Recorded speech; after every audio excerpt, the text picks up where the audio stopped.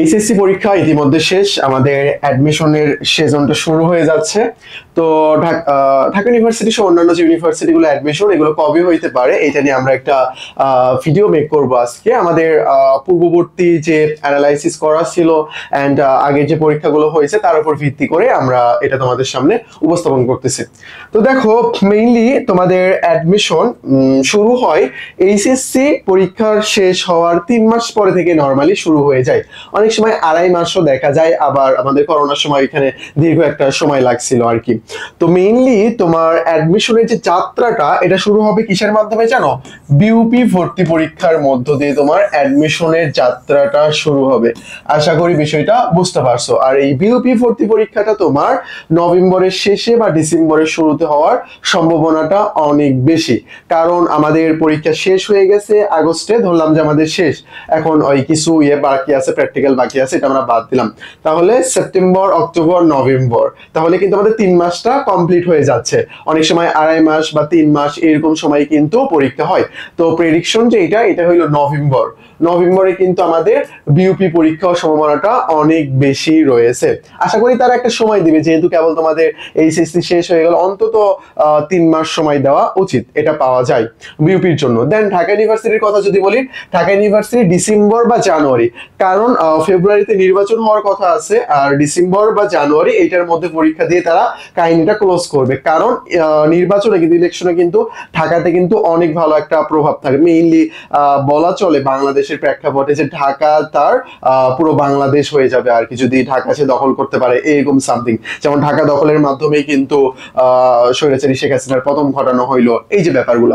আচ্ছা, তাহলে আশা করি আমরা বিষয়টা বুঝতে পারছি। তাহলে বিউপি এটা কবে হইতে পারে? আমাদের বিউপি নভেম্বরের শেষে বা ডিসেম্বরে হইতে পারে। আর ঢাকা ইউনিভার্সিটি হইলো ডিসেম্বরের শেষের দিকে বা জানুয়ারির শুরুর দিকে, জানুয়ারির শুরুতে হওয়ার সম্ভাবনাটাই বেশি রয়েছে। দেন এখন কথা হইলো জাহাঙ্গীরনগর নর্মালি সবার শেষে পরীক্ষা নিত, কিন্তু গত বছর তার আগের বছরে দেখা গেল যে জাহাঙ্গীরনগর কিন্তু ঢাকা ইউনিভার্সিটির পরে পরীক্ষা নিচ্ছে।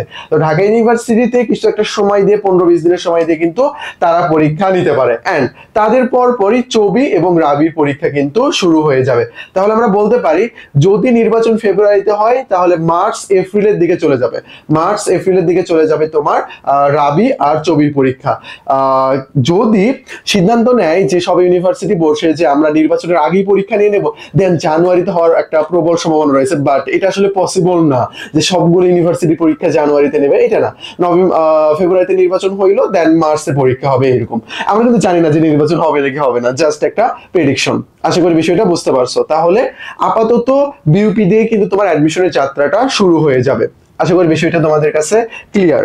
তাহলে আমাদের অ্যাডমিশনের যে ব্যাপারটা আমাদের দরজায় কিন্তু করা নাড়তেছে, এটা মেইনলি আমাদের নভেম্বরের শেষ থেকে বলা চলে যে একেবারে টানা শুরু হয়ে যাবে। নভেম্বরের শেষের আগে পর্যন্ত যে সময়টা আছে এর মধ্যেই তোমার কিন্তু ইউনিভার্সিটি অ্যাডমিশনের প্রিপারেশনটা ভালোভাবে নিতে হবে। আর তুমি যদি তোমার প্রিপারেশনটা আমাদের সাথে নিতে চাও, তাহলে আমাদের যে কোর্সগুলো রয়েছে এটা ফলো করতে পারো।